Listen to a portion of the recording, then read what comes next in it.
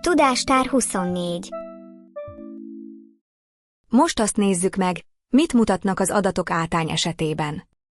Nem csak felsoroljuk a számokat, levonjuk a következtetést az árszintről, a szolgáltatásokról, a közbiztonsági képről és arról, kinek lehet jó választás.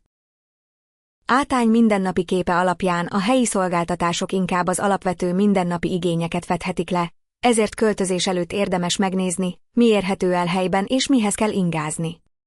Ez főleg akkor számít sokat, ha nem csak címet keresel, hanem használható rutint, ügyintézést és élhető környezetet is. Ingatlanvásárlásnál Átány esetében nem csak az ár számít, hanem az is, hogy ez a környékhez képest magas vagy alacsony.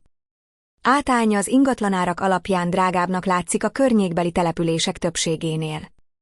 Ez erősebb keresletet jelez, de vevőként azt is jelenti, hogy ugyanazért a pénzért szigorúbban kell nézni az állapotot, az utcát és a közlekedést. A végső döntésnél viszont az utca, az állapot, a közlekedés és a friss hirdetések együtt számítanak. A lakossági trend stabil közeli képet mutat. A népességi kép inkább kiegyensúlyozottnak látszik, ami a mindennapi élet és az ingatlanpiac szempontjából kiszámíthatóbb környezetet jelenthet. Közbiztonságban a következtetés: Átány esetében a népességhez viszonyított bűnözési jelzés magasabb a környékbeli települések többségénél. Ezt érdemes kimondani, biztonság szempontból nem a legnyugodtabb opciók közé tartozik, ezért költözés előtt a konkrét utca ellenőrzése különösen fontos. Költözés előtt ezért mindig érdemes konkrét környéket, utcát és napszakot is megnézni. Az összkép alapján Átány elsősorban csendesebb életet keresőknek lehet jó választás.